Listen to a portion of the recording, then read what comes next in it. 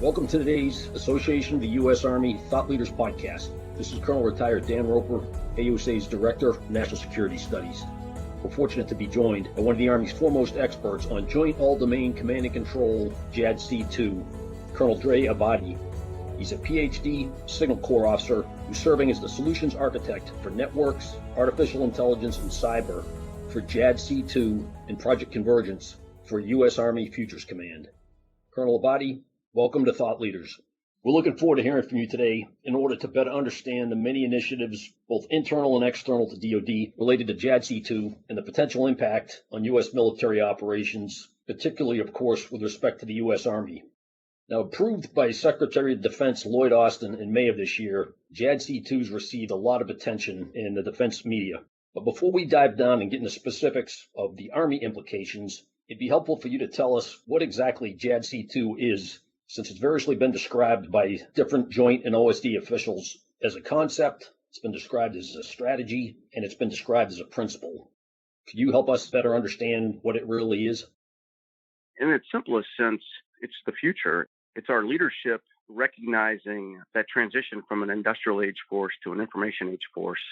And some of the documents you mentioned, they've been pretty clear that it's going to be both material and non-material. It's going to have to be more than any single platform or any single service.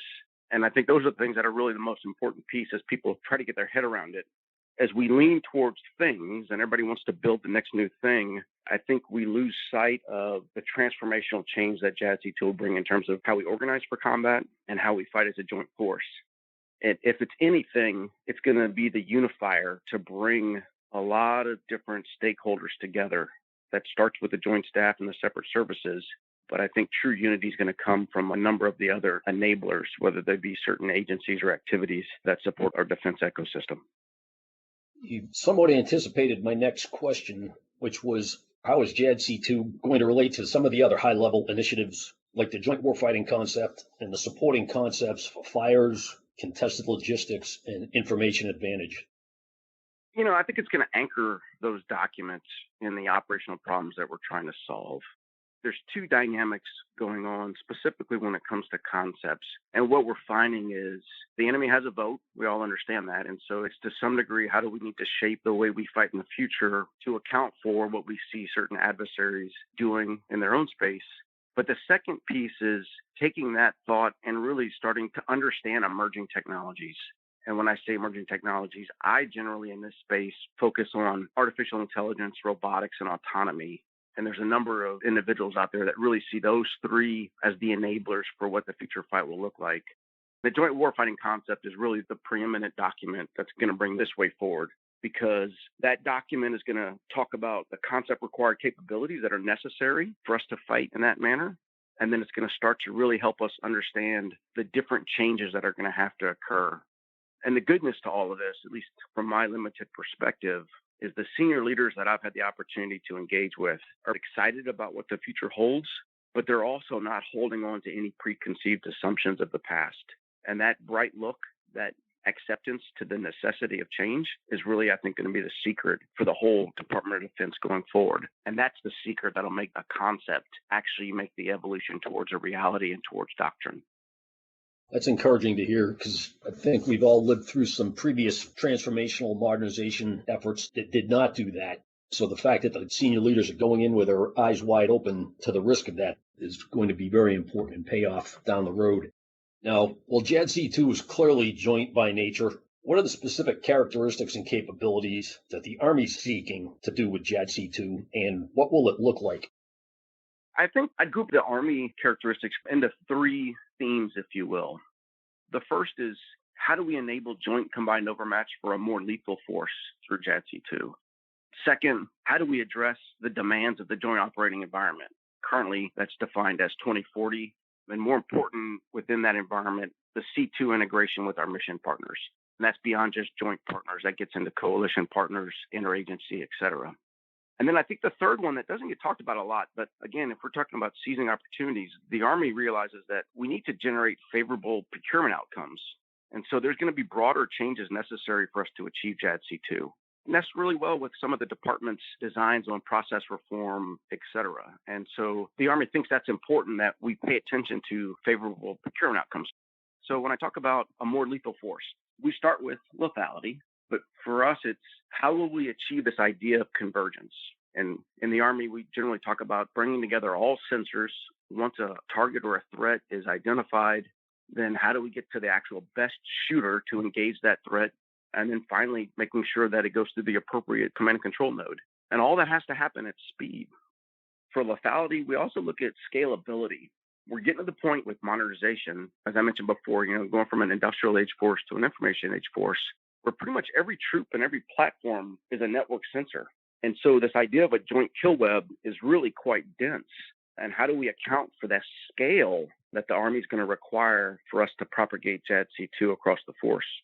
It needs to be expeditionary. It's got to be responsive at scale where we can get the right capabilities at the right place, and they have to be there on time. Everybody talks about speed.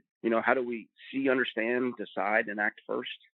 I think the JADC2 strategy was a little more dense than just basically saying, how do I sense, make sense, and act? Finally, for the Army, we're starting to seek out some of that standardization. And so we have to get to joint architectures. And those architectures are going to be driven by common data standards and common interfaces. And really, that's some of the early work that's going on with JADC2. But when we talk about Army characteristics that get into that future operating environment of 2040 and how do we integrate command and control with mission partners, we need things to be survivable.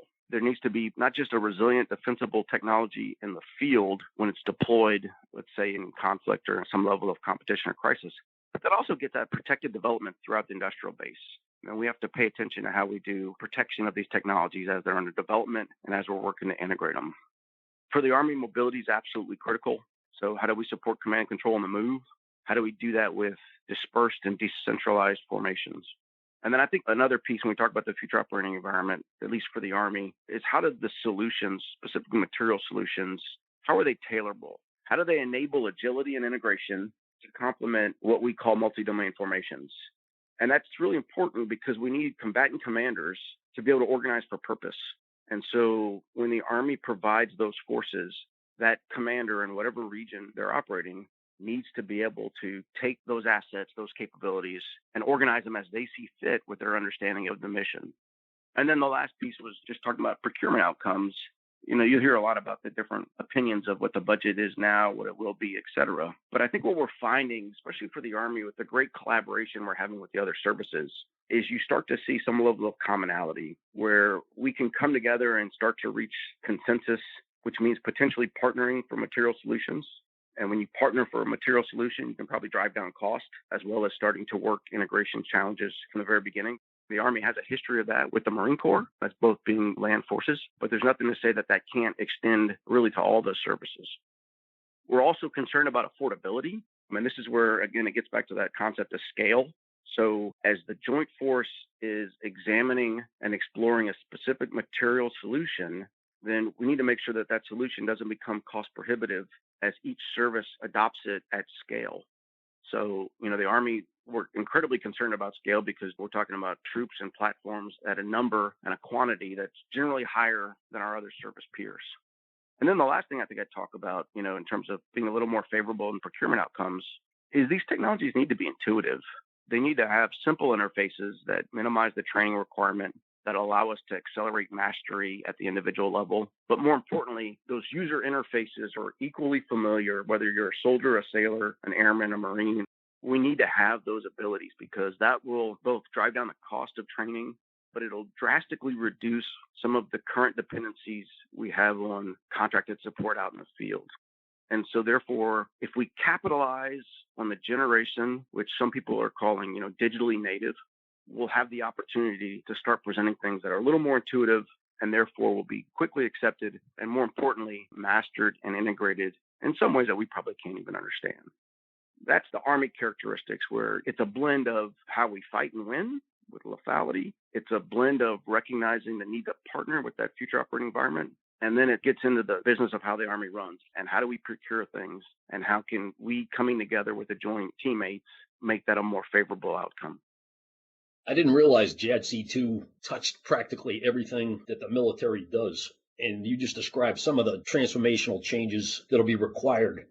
Are there any other game-changing transformational changes that'll be required in areas like data sharing, the network, artificial intelligence, or force structure for for JADC2 to realize its potential? So I'm of the opinion that the singular problem we're all faced with is we define some very exquisite kill chains as requirements as we did some material development, and therefore these exquisite kill chains limited a specific shooter to a specific sensor, and generally by the way we organized a specific command and control node. As the different services have started to see that modernization is bringing information age technologies, the desire to connect really everything is across the board. We're all trying to do that same thing, but we're all limited in the fact that we did not define requirements for those things to be built in that manner.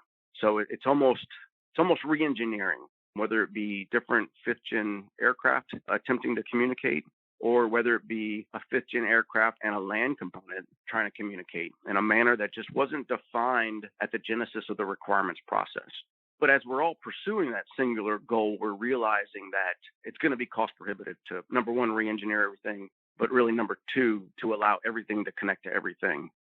So the game-changing technologies I anticipate is going to be based off of this foundation of cloud technologies and really the pursuit of common data standards, or at least some level of data formats that have the fungibility to be able to be used for multiple purpose rather than being defined for a single thing and employed in that manner. I think as we employ artificial intelligence, what most people like to talk about is artificial intelligence to accelerate things, to find the enemy faster, to find the best shooter, and accelerate the ability to engage threats. But there's going to be a business side of AI. When I say business, it's going to be the artificial intelligence that keeps the networks running, that does the dynamic routing, as we're in these denied, degraded environments that we anticipate. It's going to be the artificial intelligence that knows where all the data is, these catalogs of data that would just be burdensome to any commander or really any individual.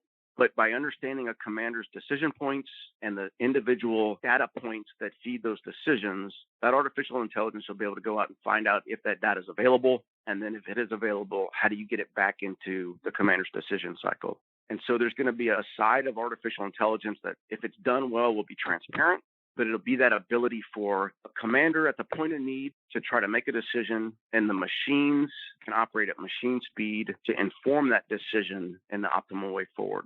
And I really am excited about the potential of that, because as we seek the ability to fight at machine speed, but still rely on the commander's intuition and commander's decision-making abilities, that's man-machine teaming probably at its optimal point. And to me, that's going to be the difference.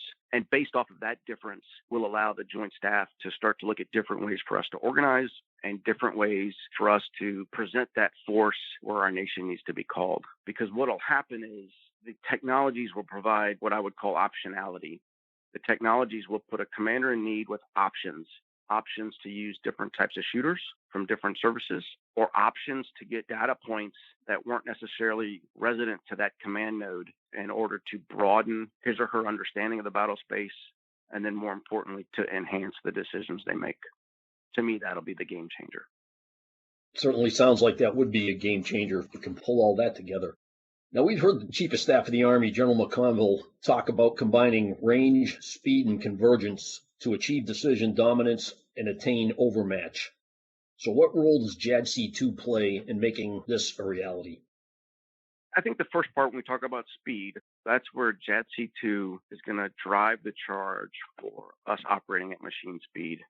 We often talk about in our artificial intelligence conversations this concern about, is the man in the loop? Is the man on the loop? Did the man start the loop, et cetera? And these are very important discussions for us to have.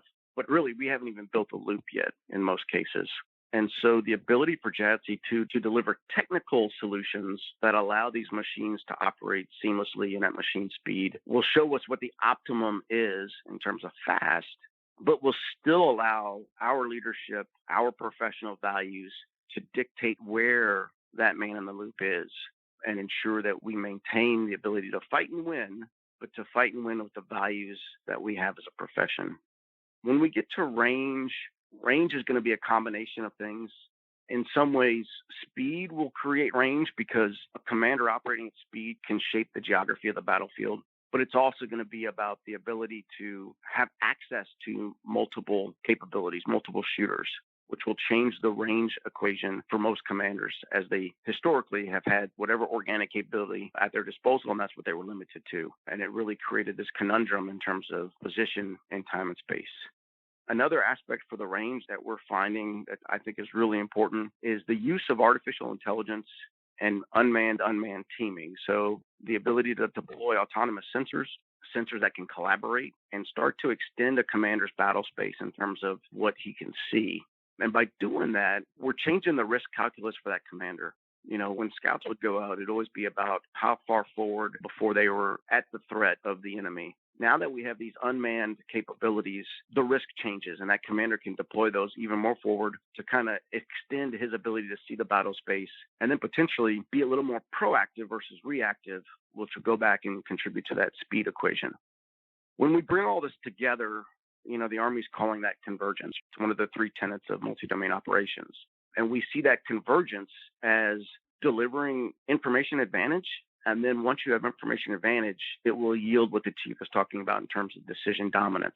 And it'll allow the commanders, not just the Army, but joint force commanders, to have the decision dominance to fight and win. And in all honesty, potentially to compete and deter conflict as necessary. Thanks for that explanation. That's probably the clearest explanation I've heard of this since these terms started to be introduced. It's reassuring to sense that this has got some substance to it. Now, while the JADC2 strategy itself is classified, do you know if the Joint Staff of the Army plan to publish an unclassified product with which to more readily engage industry, academia, and the scientific communities? Yeah, my understanding is they are. Not just to fully bring in that defense ecosystem to contribute to how we solve these operational problems, but it's also to really widen the information sharing to our coalition partners. Fortunately, it's widely understood that we don't fight alone, and generally we don't fight at home. And therefore, having our closest allies, whether they be fighting beside us or whether they be serving as a host nation, will be absolutely critical. It is my understanding that different forms of that strategy and some of the supporting documents are being written in a manner to ensure widest release to get everybody involved. And so we solve this as a team. We'll look forward to the release of those products because you can sense there's a real appetite for all those communities to find out more about this and figure out their role and their contribution toward this collaborative process that you've described. This has been a fantastic discussion. It really has shed some light and provides some of the connective tissue that sometimes is absent when one reads an article or looks at a briefing or a set of presentations on this. So we really do appreciate you sharing your time with us. Anything else we should have discussed that would be helpful to our audience that you'd like to share with them at this time? What I would caution the audience to is this idea of a single material solution.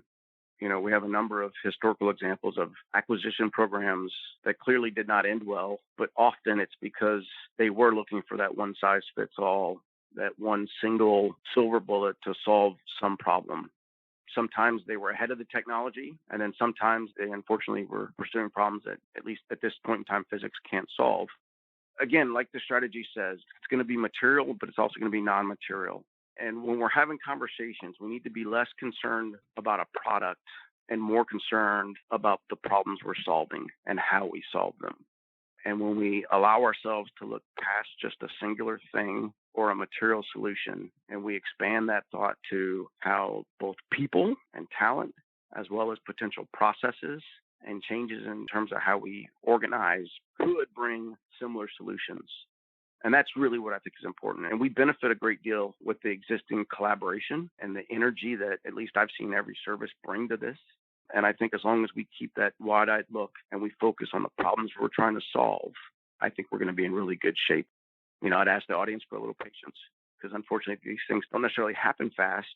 But man, I see a bunch of senior leaders with their feet on the pedal and they're pushing progress. And it's really inspiring. Your point on solving the problems as opposed to pushing a solution that used to work is absolutely spot on, and it's got so much applicability to not only the warfighting problems, but as you talked a little bit about earlier, the acquisition. How do we get things in the first place, and how are we open enough to actually solve the problem and not get stuck with old tools for new tasks? I'd like to say thanks again to our guest, Colonel Andre Abadie, the Solutions Architect for Networks, Artificial Intelligence and Cyber for JADC2 and Project Convergence. at U.S. Army Futures Command, where all kinds of great stuff is going on and really helping the Army, our joint partners, and our allies think through and then act on coming up with some very innovative approaches toward preparing for the future. Thanks for giving us an increased appreciation for the challenges associated with both the development and implementation of this critical capability and the opportunities that it presents the U.S. Army with its joint and allied partners. It's pretty clear that attainment of a robust JADC2 capability can significantly change how the Army equips its soldiers, what it equips them with, and how they train, operate, and sustain to achieve decision dominance and overmatch on an all-domain battlefield. Thank you very much. To all our listeners, thanks for joining us. Be sure to subscribe to the Army Matters podcast on iTunes and everywhere podcasts are found. The Army Matters podcast series is brought to you by the Association of the United States Army, the U.S. Army's professional association, member-supported, Army Connected. Visit us at AUSA.org for more information or to become a member. Your membership helps AUSA continue to carry out its mission to educate, inform, and connect with the total Army, our industry partners, and our supporters of a strong national defense. For questions or to provide topic recommendations, email us at podcast@ausa.org. Have a great Army Day. Hua.